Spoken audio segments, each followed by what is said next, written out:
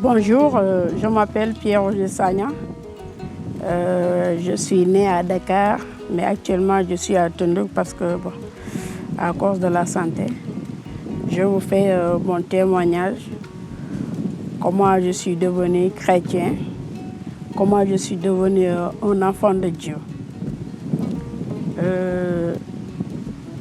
Depuis mon enfance, j'ai eu une maladie que moi-même je ne connais pas comment cette maladie est venue. C'est mon pied droit qui me faisait mal. Donc jusqu'à un certain instant, en ce moment-là, ça ne s'enflait pas.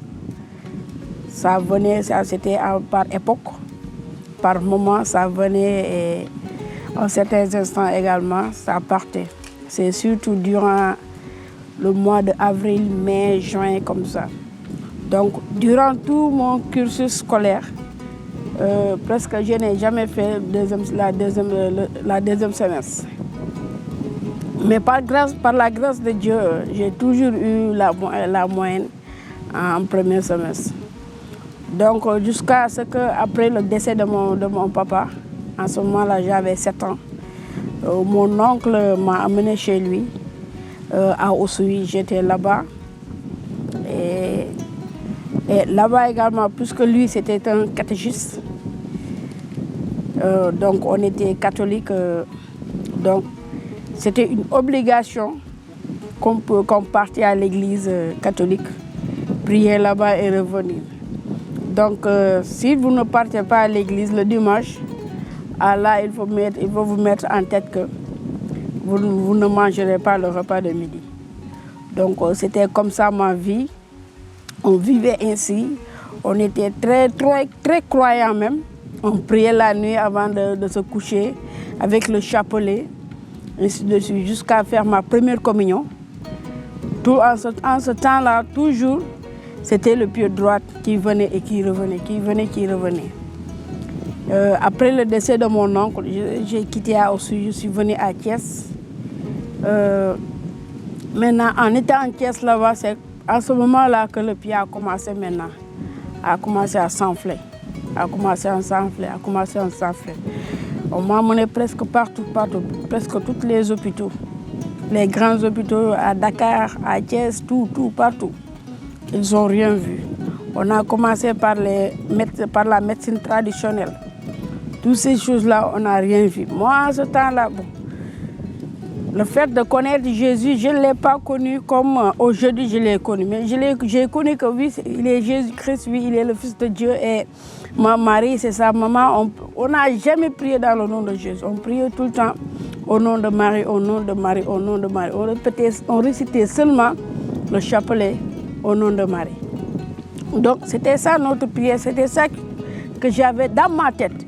Et je croyais que ça, c'est la religion et que mon grand-papa était catholique, mon père était catholique, donc il faut obligatoirement que moi je sois catholique. Donc c'est une lignée. Ainsi, c'est là-bas à Thiès que la maladie m'a beaucoup fatiguée. Ça m'a fatiguée. Jusqu'à un certain instant, lorsque je faisais la 4e, j'ai décidé d'arrêter l'école. Mais ce n'est pas parce qu'à cause de ma maladie, non. Parce que là où j'étais à Thiès, je ne me sentais pas à l'aise qu'à Oussouye. Je n'avais pas un peu de liberté que j'avais à Oussouye. Donc, cause pour laquelle j'ai décidé d'arrêter l'école. Et maintenant, lorsque j'ai arrêté l'école, je suis partie chez ma maman. Elle était à Dakar avec mes frères et mes sœurs. Donc, j'étais avec ma maman. Durant une année, après ma famille m'a décidé qu'il faut que je vienne ici à Tunduk pour continuer mes études. Donc, je suis revenue ici à Tunduk, toujours avec le pied qui me faisait tout le temps mal, avec une croyance que je croyais que oui, c'est la religion catholique qui est à la base de tout. Après la mort, on ira au paradis avec cette religion catholique. J'ai fait ma première communion à Oussouye et je vous dis que je n'ai jamais fait ma confirmation jusqu'à présent. Je ne sais pas pourquoi. Mais Si on continue, on verra pourquoi. Donc, en venant ici à Tindouf, j'ai repris la classe de 5e alors que je faisais la 4e. Donc j'ai repris la classe de 4e, la classe de 5e et jusqu'à avoir mon bac. Avant même d'avoir mon bac, le pasteur Golbert, de temps en temps, puisqu'il est ami avec ma grande sœur, pasteur Golbert venait de temps en temps à la maison. Et lorsqu'il venait à la maison, il parlait de ma grande sœur, de Jésus. Et lorsqu'il parlait avec moi, je disais à ma grande sœur que n'écoutez pas ces gens-là. Ils ont une langue très sucrée. Quand ils te parlent, tu les écoutes. Donc, ce que j'avais appris depuis mon enfance, que ces gens-là ont l'art de la communication. Ils savent amadouer, ils savent parler. Je ne savais pas que c'est la puissance du Saint-Esprit qui faisait en eux. Donc, je détestais tout ce qui est chrétien, évangélique. Lorsqu'il vient pour me parler, je lui dis non. Moi, je ne suis pas dans ces choses-là. J'ai ma croyance, respecte ma croyance, je respecte la vôtre. Donc, c'était ainsi. Ma vie était comme ça. Jusqu'à un jour, j'étais malade. Le pasteur lui-même, ma grande sœur lui a appelé. C'était encore mon pied. Lui a appelé, il est venu chez moi. Et il a dit que tu veux que je prie pour toi. Je lui ai dit, vas-y, si c'était prier seulement. Tu peux prier, il n'y a pas de souci. Avant de prier, on a partagé un verset avec la femme qui perdait du sang durant 12 ans. Et en touchant seulement l'habit de Jésus-Christ, elle a trouvé la guérison. Donc on a partagé ce passage-là. Et le pasteur Golbert a prié pour moi. Mais lorsqu'il a prié, ça n'a fait aucun effet sur moi. Ça n'a rien fait. Ça ne m'a même pas touché ou bien quoi que ce soit. J'étais comme ça, resté zen, comme ça, tranquille. Je lui regardais seulement faire. Lorsqu'il est parti, je lui ai dit quand même, merci beaucoup pour la prière que tu as faite. Il est parti. Après que j'ai eu mon BFM, je suis partie à Tchonkassi parce qu'en ce moment-là, Tindouf n'avait pas de lycée. Je suis partie à Tchonkassi. Maintenant, en étant à Tchonkassi, un jour, j'étais malade. En ce moment-là, je faisais la classe de seconde. J'étais malade et dans mes rêves, il y avait 3 grosses chiens très monstrueuses qui me poursuivaient. Et j'ai tellement couru, les chiens me poursuivaient. Jusqu'à un certain instant, il y a une lumière qui s'est apparue devant moi comme ça. Et derrière cette lumière, toute l'étendue, il n'y a que de la lumière. Et moi, là où j'étais, toute l'étendue derrière moi, il fait sombre. Donc, je n'ai jamais vu cette chose-là. Je m'étonne, je me suis arrêtée. J'ai dit, mais ça c'est quoi? Peut-être les gens vont me tuer ou bien quoi? C'était dans mes rêves toujours. Je me posais cette question. Quoi? Les gens vont me tuer ou bien quoi? J'ai dit non. Je sais comment les chiens, de quelle manière ils vont me tuer. Et je sais que c'est souffrant. Alors, il faut que je décide de passer cette lumière. Et je ne sais pas de quelle manière également que cette lumière va me tuer. Et cette lumière, j'ai vu 2 mains, cette lumière a tendu comme ça, ses 2 bras. Donc, je suis venue vers cette lumière. Lorsque j'ai dépassé la lumière, moi-même, j'étais dans la lumière. Lorsque j'ai dépassé cette lumière, les chiens sont brusquement arrêtés. Je me regarde autour de moi, je regarde tout mon corps, si ça va bien. Je vois que, oui, je vais bien. Donc, toujours dans les rêves. Je regarde les chiens, ils se sont arrêtés. Mais je dis, pourquoi les chiens se sont arrêtés? Alors que durant tout le chemin, ils m'ont poursuivi. Je sors de la lumière, les chiens continuent à venir. J'entre dans la lumière, ils s'arrêtent.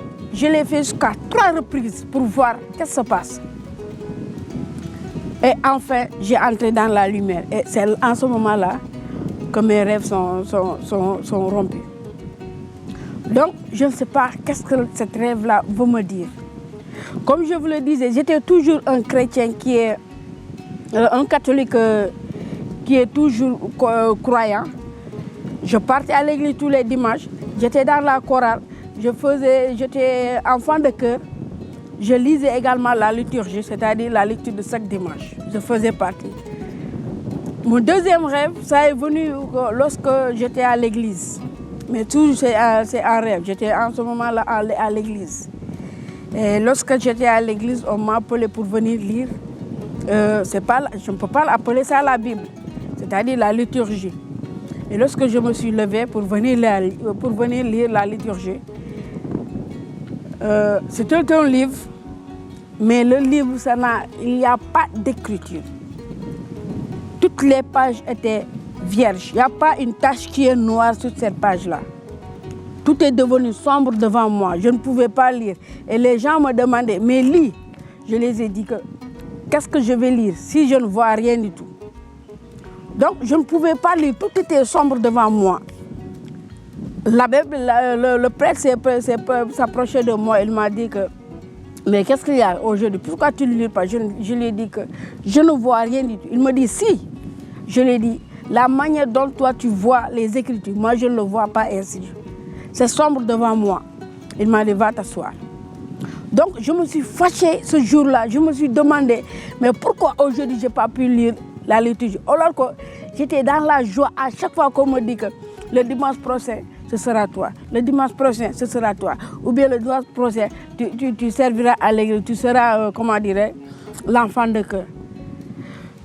J'étais dans le scoutisme, le CVV avec toutes les activités de l'église. J'en faisais partie, tout cela. Et ici même à Tendouk, en ce moment-là, avec la fougue de la jeunesse, je buvais de l'alcool. J'ai jusqu'à aller à fumer du cigarette. Mais en ce temps-là, mes parents savaient que je faisais tout cela. Mais au début, je le faisais en cachette. Mais lorsqu'ils ont su que je faisais tout cela, ils ne m'ont rien dit. Donc, après un jour également, j'étais partie au Marigot se laver. Parce que j'ai l'habitude, avant de se laver au Marigot, je mettais mon petit doigt. Avant de se laver, j'ai mis mon petit doigt, je me suis lavée. Et j'ai senti une fraîcheur très forte. J'ai dit, mais qu'est-ce qu'il y a? Je suis malade ou bien? J'ai dit, non, il faut que je rentre. Automatiquement, je me suis rentrée à la maison. Donc, il y avait beaucoup de multitudes de choses qui se passaient dans ma vie en ce temps-là. Beaucoup de choses. Et un jour également, j'étais ici à Tendouk en ce temps-là. J'ai fait un rêve. Et dans ce rêve, nous les catholiques, on a porté des habits, des robes noires. Et on sortait quelque part pour aller quelque part, un lieu que je ne connais même pas. Et sur la route, on a rencontré également d'autres personnes qui ont porté des habits très blanches, qui brillaient même. C'est comme si on a jeté là-bas quelques gouttes d'or, qui brillaient tellement que des habits très propres, très blanches, lumineux même.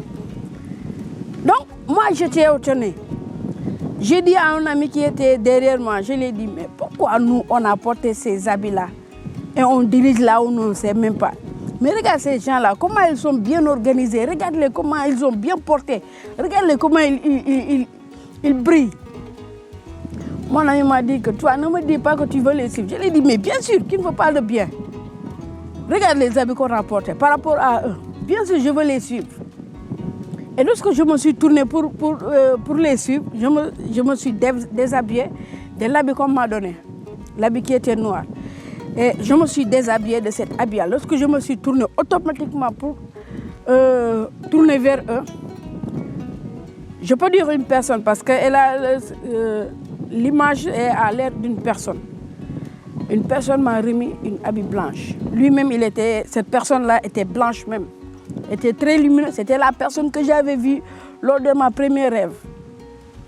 Donc, cette personne m'a remis ça. Il m'a dit, porte mon enfant. J'ai porté. Et lorsque j'ai porté, j'avais la joie du cœur. Dans ces rêves-là, j'avais la joie du cœur. Et une semaine après, le pasteur est venu, il m'a dit que, le pasteur Goldberg est venu, il m'a dit que il y aura une campagne d'évangélisation à Ziguinchor. Donc, il y aura un grand pasteur qui va venir. Ce sera Dag Ewa Mills. Il va venir pour prier les malades, ainsi de suite. Je lui ai dit d'accord, puisque c'est ainsi, bon, allons-y. Et j'ai appelé ma grande sœur pour lui dire que bon, il y a un pasteur qui est au Sénégal et qui va prier les gens. J'aimerais que tu m'envoies un peu de l'argent pour régler le transport. Il m'a envoyé l'argent, on est parti. Mais j'avais même pas cette envie de voir ainsi de suite. Non, j'avais même pas ces choses-là. Moi, ce qui m'était dans ma tête, que moi, je suis catholique. Je resterai catholique et je mourrai dans le catholicisme. Ce qui était dans ma tête. Je ne m'impressionnais même pas de ce qui va se passer là-bas, non. On est arrivé le premier jour, là où on s'est logé, on est parti à la prière. Donc il y avait le pasteur Golbert, à Tabou, il y avait notre frère cher Philippe et il y avait notre sœur Pépétine également et le frère également Alassane. Donc on est parti, là où on était logé. Le premier jour, on est parti là au stade de Néma, là où on a fait la campagne. Ça ne s'est rien passé dans ma vie. Je voyais les gens se guérir de leurs malades, mais je dis, mais pourquoi pas moi? Ces gens-là, qu'est-ce qu'ils ont de plus que moi? Pourquoi Dieu les guérit et que moi, je ne reçois pas la guérison? Qu'est-ce qui se passe? Alors que moi, je suis un croyant, je crois à Dieu, je prie à chaque fois avant que je me couche. Pourquoi je ne vais pas recevoir ma guérison? Donc, c'était ça qui était dans ma tête. Je commence maintenant à m'inquiéter, à s'inquiéter. Je commence à s'inquiéter. Jusqu'à la deuxième jour, je pense, entre deuxième et troisième jour. Parce que tous les jours, je voyais ces trois-là. Pasteur Golbert, le frère Philippe et Atab, qui me parlaient, viens au Seigneur, viens au Seigneur, viens au Seigneur, viens au Seigneur. Chaque nuit, je rêvais de ça. Chaque nuit, je rêvais de ça. Et un jour, le matin, je me suis réveillée, je me suis lavé, tout cela, je les ai appelés, je les ai dit, venez. Vous trois, mais Philippe n'était pas là-bas en ce moment, il avait logé d'autre part, dans une autre maison. J'ai appelé le frère Atabo et le pasteur Golbert. Je les ai dit, venez. Je les ai fait assis, je les ai dit, vraiment, je suis fatiguée. Chaque jour, vous me dites de venir auprès du Seigneur. Viens auprès du Seigneur, viens chez le Seigneur, viens. Eux-mêmes s'étaient étonnés. Je les ai dit, mais finalement, j'accepte le Seigneur maintenant. Comme ça. Donc, lorsque je les ai dit, j'accepte le Seigneur, je n'étais pas content comme ça. Tu vois, je n'avais pas la joie de leur dire j'accepte le Seigneur, ainsi de suite. Je n'avais pas cette joie-là. Même, je n'ai même pas ressenti. Je l'ai dit seulement, j'accepte le Seigneur. Et après le petit déjeuner, on est parti également au stade. Mais ce jour-là, ça a changé également. Lorsqu'on est parti au stade, la prédication du pasteur m'a vraiment touchée. Cela m'a touché directement. C'est comme s'il parlait avec moi. C'est comme si c'est le Seigneur lui-même qui parlait avec moi, qui parlait pas seulement avec ma personnalité, mais il parlait au fond de moi, au fond de mon cœur même, au fond de mon âme même. C'est comme s'il parlait avec moi. Je ne pouvais plus me retenir. Les larmes coulaient autour de mes joues. Donc, je me suis dit, waouh, mais qu'est-ce qui se passe aujourd'hui? En ce moment-là, il y avait une très forte pluie, ce jour-là. Il y avait une très forte pluie. Je me suis dit, waouh, mais qu'est-ce qui se passe aujourd'hui?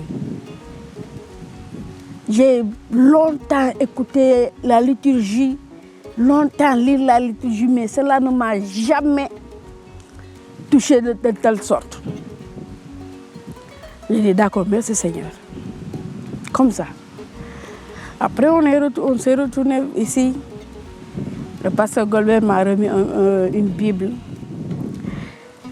La Bible qu'il m'a donnée, c'était l'Ancien Testament et le Nouveau Testament idem. Donc, en un mois, j'avais que cette activité-là. J'ai lu toute la Bible, mais je n'ai rien compris. Je le lisais comme un roman. Je n'ai rien compris. Mais un jour, il m'a dit que ce n'est pas comme ça qu'on lit la Bible. Avant de lire la Bible, il faut demander la puissance du Saint-Esprit. En ce moment-là, j'ai fait la terminale première année et j'étais venue ici pour faire la terminale en deuxième année. Ma première année en terminale, j'ai échoué. Et ma deuxième année, c'est en ce moment-là que je suis venue ici. Il m'a dit qu'avant de prier, demande la puissance du Saint-Esprit, qu'il te révèle quelque chose. J'ai dit d'accord. Un jour, le matin, comme ça, vers 6h du matin, je me suis réveillée. Par hasard, comme ça. Puisque même s'il n'y a pas de hasard avec le Seigneur, mais par hasard, je me suis réveillée à 6h du matin. Et lorsque je me suis réveillée à 6h du matin, j'ai pensé automatiquement d'aller prendre ma Bible. J'ai pris ma Bible. Et lorsque j'ai pris la Bible, j'ai ouvert. Et je suis tombée dans le livre qui s'appelle Proverbe. Proverbe 12, verset 25, qui dit que l'inquiétude dans le cœur de l'homme, là-bas, mais une bonne parole la réjouit. Je dis, mais attention, qu'est-ce que cette parole veut me dire? Pour la première fois, je me suis posé la question. Qu'est-ce que cette parole veut me dire? J'ai fermé la Bible. Je commence à prier. Je dis que Saint-Esprit, inspire-moi. Qu'est-ce que tu veux dire dans la Bible? Je ne sais pas qu'est-ce que tu veux me révéler. Je ne sais pas qu'est-ce que tu veux me dire. Mais je te demande encore, parle avec moi. J'ai encore ouvert la Bible. Je les lis encore. L'inquiétude dans le cœur de l'homme, là-bas, mais une bonne parole la réjouit. Et mon inquiétude en ce temps-là, c'était comment je vais faire pour avoir le bac. Vous voyez, comment je ferai pour avoir le bac. Donc, cette parole m'est venue. Donc, mon inquiétude, c'était le bac. Donc, puisque j'ai lu une bonne parole, cela va me réjouir. Donc, cela veut dire que j'aurai mon bac. Je me suis mis à crier. À cette heure-là, à 6h du matin, je me suis mis à crier. J'avais une joie très immense que je ne pouvais pas contrôler. Je commence à crier, les gens sortaient comme ça dans les champs pour me demander, mais qu'est-ce qu'il y a? Je lui ai dit que j'aurai mon bac. Arrête de dire comme ça, tu sais qu'ici les gens ne parlent pas. Je lui ai dit que j'aurai mon bac. Ils m'ont dit, mais qu'est-ce que tu fais? Je lui ai dit que je ne sais pas, mais j'aurai mon bac cette année-là. Je les ai même dit à mes amis, cette année, c'est mon année, j'aurai mon bac. Ils m'ont dit, frère, ça ne se dit pas comme ça. Et si tu vas dire ça, les gens vont te haïr, les gens vont te lancer de mauvaises sortes, ainsi de suite. Je les ai dit que, peu importe, mais cette année, j'aurai mon bac. Et j'ai décidé en ce temps-là d'arrêter de boire, d'arrêter de fumer, et c'est tout de suite. J'avais tout laissé maintenant. Je me confiais seulement ma vie avec le Seigneur. C'est depuis ce jour-là que je me suis commencé à se lever chaque jour à 6h du matin pour lire la Bible. Chaque jour, je me lève à 6h du matin, je lis la Bible. Et depuis ce jour-là également, chaque jour le Seigneur me parle. Chaque jour le Seigneur me parle. Chaque jour le Seigneur me parle. Et à ce temps-là, j'étais partie en vacances à Thiès. Et juste en ce temps-là, durant ces mois de vacances-là, j'ai perdu l'aînée de notre famille, ma grande sœur. Elle est morte parce qu'elle était gravement malade. Donc, après le décès, après tous les funérailles, tout cela, puisque les Diola ont cette habitude, nous sommes tous réunis, toute la famille est réunie. C'est-à-dire quand je parle de la famille, c'est pas seulement c'est la famille, la famille africaine. Donc on s'est tous réunis et on parlait des défauts ou bien des problèmes des autres, ainsi de suite. Ils ont commencé avec moi, ils m'ont dit de venir s'asseoir au milieu d'eux. J'ai pris ma chaise, je suis venue s'asseoir au milieu d'eux.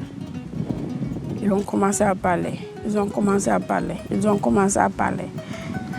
Dans ma tête, ce que je disais que Saint-Esprit, inspire-moi, parle avec moi. Qu'est-ce que je vais les répondre jusqu'à ce que je ne les provoque pas à travers ma parole. Ce que je priais dans ma tête. tout le monde me parlait. Tout le monde parlait avec moi. Pourquoi tu as laissé ta religion pour aller je ne sais pas quoi. Les gens qui te donneront de l'argent, ainsi de suite. Parce qu'ils t'ont amadoué, ils t'ont trompé, ils vont te donner de l'argent, ainsi de suite. Ta croyance, tu as vendu ta croyance avec de l'argent. Les gens ont parlé beaucoup de choses. Mais ils ont oublié que j'étais fumeur et je buvais dans l'alcool. Ils n'ont pas souligné cela. Mais moi, c'était ça que j'ai seulement retenu. Lorsque je buvais, ils n'ont rien dit. Lorsque je fumais, ils n'ont rien dit. Mais parce que j'ai quitté pour rejoindre le Seigneur, ils parlent. J'ai dit, c'est pas de leur faute. Lorsque tout le monde a parlé, tout le monde a critiqué, tout le monde m'a insulté, je les ai demandé, est-ce que je peux parler? Mon oncle du côté de ma maman m'a dit que, qu'est-ce que tu veux nous dire? Tu n'as rien à nous dire aujourd'hui. Tu ne fais même pas partie de la famille aujourd'hui. On te rejette. Je lui ai dit, mais écoutez-moi s'il vous plaît, j'ai une seule chose à vous dire. Et après, vous pouvez faire tout ce que vous voulez. Ils m'ont dit d'accord. Je leur ai dit que vous savez tout ce que je buvais dans l'alcool. Est-ce que vous m'avez dit d'arrêter? Ils m'ont dit non. Vous savez tout ce que je fumais, alors que ce n'est pas bon pour la santé, surtout pour moi-même. Est-ce que vous m'avez dit d'arrêter? Ils m'ont dit non. Alors que j'ai décidé de suivre le Seigneur Jésus-Christ, et vous vous êtes dit que moi je me suis perdu. Je ne me suis pas perdu. Au contraire, j'ai suivi le bon chemin. Et vous que vous vous êtes perdu, et vous n'avez pas accepté que vous avez perdu, que vous êtes perdu. Et lorsque j'ai dit cela, personne n'a osé dire quelque chose. Ils se sont tous tus en me regardant comme ça. Je les ai demandé, j'ai fini comme ça. Personne ne m'a dit c'est bon, c'est pas bon. Personne n'a rien dit sur ça. Je dis merci Seigneur. Je me suis levée et je suis sortie pour faire sortir quelque chose de ma tête et me promener ainsi de suite. Donc c'était ça ma vie. Et après ça, j'ai eu mon examen, mon bac. Et je suis allée à l'université. Et même en étant à l'université, un jour, en étant en classe, il y avait un ami qui était catholique lui également. Il s'appelle Jean-Pierre Gomis. À chaque instant de récréation, il me trouvait dans la salle. Et moi, à chaque instant de récréation, parce qu'on avait une très grande écran, et avec Wi-Fi qui était gratuite. Donc, je tapais ici les témoignages ou bien je tapais avec le pasteur comment dirais-je? J'ai oublié son nom là. Donc, j'écoutais toujours les prédications de ce pasteur-là. Je l'écoutais tout le temps, Et un jour, durant mes rêves, le Seigneur m'a révélé que ce frère-là qui vient toujours après la récréation venir discuter avec toi, il faut que tu l'évangélises.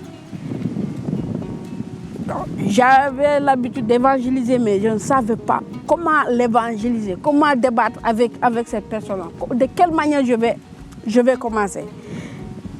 Et le Seigneur m'a montré que j'étais dans cette salle-là et lui, il est entré. Lorsqu'il est entré, il m'a demandé, qu'est-ce que tu écoutes? Je lui ai dit, j'écoute l'enseignement du pasteur. Et il m'a dit, bon, est-ce que ce qu'il dit c'est vrai? Je lui ai dit c'est vrai, mais il faut que tu acceptes le Seigneur Jésus. Il m'a dit oui, comme ça. Et en réalité, le lendemain matin, vers 10 heures, les choses sont déroulées de telle sorte, étape par étape, sans rien laisser. À 10 heures, je suis rentrée dans la salle, je commence à regarder le témoignage. Et il est entré. Il m'a dit, il est Diola même, mais il parle Diola, mais il n'est pas Diola, il est Manka, il est Ndiago. Il m'a dit, Adi, qu'est-ce que tu fais là? Je lui ai dit, non, je regarde seulement l'enseignement du pasteur. Il m'a dit, mais est-ce que ce qu'il dit c'est vrai? Je lui ai dit, bien sûr. Ce qu'il dit, c'est le Saint-Esprit qui l'a inspiré. Il m'a dit, après je lui ai dit, mais il faut que tu acceptes le Seigneur Jésus-Christ. Il m'a dit, d'accord. Comme ça, je l'ai invité à l'église, il s'est converti, il a donné sa vie à Jésus-Christ. Et c'est comme ça, c'était la première personne que j'ai évangélisée de cette manière-là. Il a accepté, il a accepté le Seigneur dans sa vie. Donc, c'est comme ça que s'est déroulé mon témoignage. Et durant ce temps-là, jusqu'à présent, je vous dis que je souffre. Vraiment, je souffre. Mais je ne me suis jamais inquiétée si je serais guérie ou pas. Non, non. Ça n'a fait plus partie de ma vie maintenant. Parce que avant la circoncision de Tunduk, il y avait un marabout même qui était là dans notre sous-quartier. Les gens y allaient voir. En ce moment-là, même, je n'étais même pas catholique, je n'étais même pas chrétien évangélique. Et il m'a dit que si tu veux guérir, il faut que tu te convertis à l'islam. Je ne l'ai dit jamais dans ma vie. Donc, c'est ainsi. J'ai beaucoup souffert dans ma vie. Jusqu'à présent, je souffre, je vous le dis. Parce que j'ai eu ma licence en journalisme et communication, mais je suis là dans notre village à cause de ma maladie. Donc, quoi que ce puisse passer dans ma vie, cela n'éteindra jamais l'amour que j'ai envers notre Seigneur. Jamais de la vie. Même si on m'a promis que tu vas mourir ou bien on te tuera pour que tu puisses laisser le Seigneur Jésus-Christ, je ne le ferai jamais. Il est resté gravé à jamais dans ma vie. Et quand j'ai des problèmes, je prie, il me répond. Il est mon ami fidèle. Je l'aime beaucoup. Donc, rien au monde, ni maladie, ni persécution, ni quoi que ce soit, ne fera que je puisse laisser le Seigneur Jésus-Christ. Merci beaucoup.